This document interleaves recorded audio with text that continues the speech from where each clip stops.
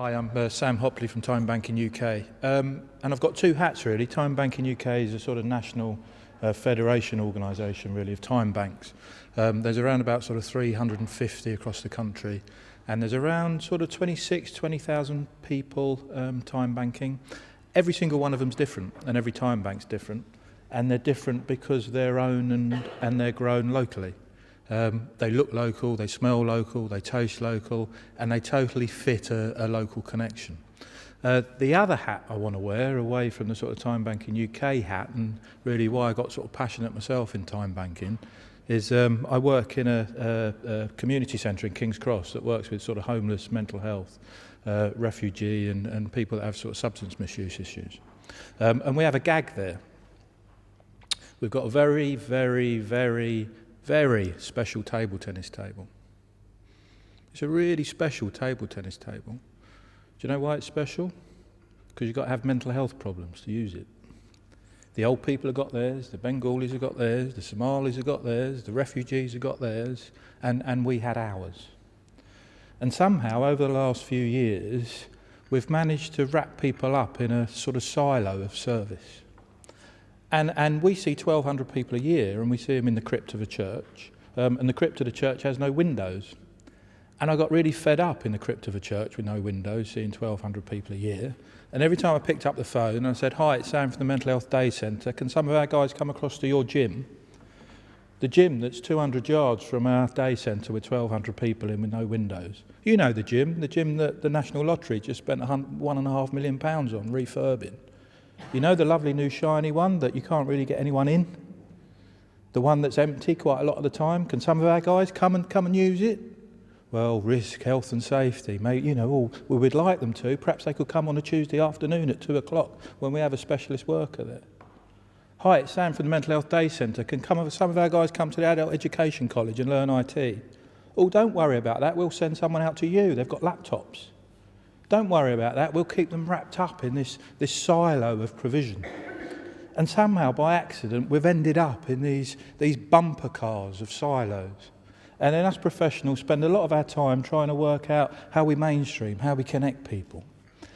And time banking, to me, was the most effective, safest disruption tool I've ever come across. Because it allows people themselves. And when I say people, I'm not just talking about the people that use the services, the people that we give problems to, the people that we label, and then somehow they have to move their way through these labels to engage with the communities that they actually live in for the rest of the time, and they're not coming into our services. But it also empowers workers, it empowers us that's involved in services as well, to connect things in different ways. All of a sudden you're a time banker, and you're not somebody with a mental health problem first. All of a sudden you can have an exchange. So when I got fed up with, "Hi, it's Sam from the Mental Health Day Centre, can some of our guys come and use your gym?" we reframed the conversation. "Hi, it's Sam from the Mental Health Day Centre. We're running a first aid course next week, and we've got 2 spare places on it. Do you want to send some of your staff on the spare spaces for the first aid course? It would normally cost you £250, but it's okay. You can spend a couple of your staff can come.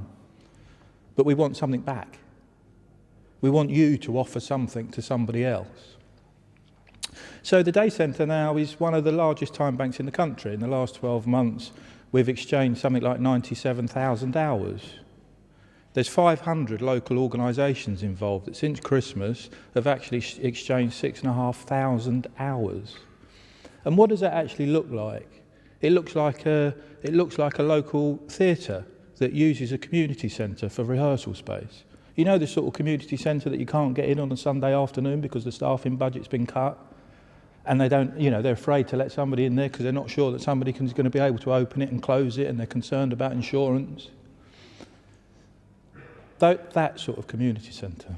And the theatre group was doing rehearsals in there for the last 12 weeks, and in exchange they've offered tickets to the people that use the community centre. There was another theatre group round about Christmas that did a pantomime, and it involved sword play. And they used another community centre as rehearsal space, and in exchange they ran workshops on sword play for the local kids.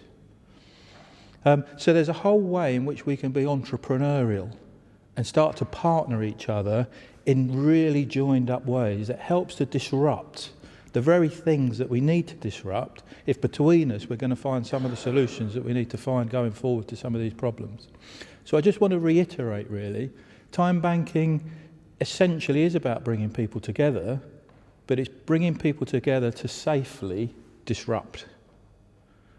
And it allows you to be entrepreneurial in a way that reinforces, really, the sort of core values that Edgar was sort of talking about before. And I mean, particularly during these weeks, really, but during these times, we spend a lot of our time coming to these sorts of events. And probably in the last year I've worked, I would say around about 23 different local authorities, from sort of citywide to sort of quite local connections. And they all start with a group like this. They all start with 2 or 3 or 12 passionate people that have actually connected somehow with time banking values. They've all started with 2 or 3 professionals, commissioners, people that link into council services, that actually are trying to find a slightly different way of working. They understand the complications of the system. They understand what you can and you can't do. They understand the flexibility or the lack of flexibility within the structures that we have to work with. But somehow they still think that there can be slightly more entrepreneurial about the way they go about things. And then the next step from an event like this is that from it, 12 people become 15 people. Or people in the community that have been actually struggling to grow some of these seeds, that are connecting in with local groups, smaller voluntary sector organisations, begin to start connecting with directorates. And then between them, after the conversation, people start to think about how they could potentially use this as a tool to disrupt some of those entrenched problems that we sort of live with, really. So that's the thing that I want to impress the most, really, that this is a tool for entrepreneurship. And for me, a genuine sense of social entrepreneurship,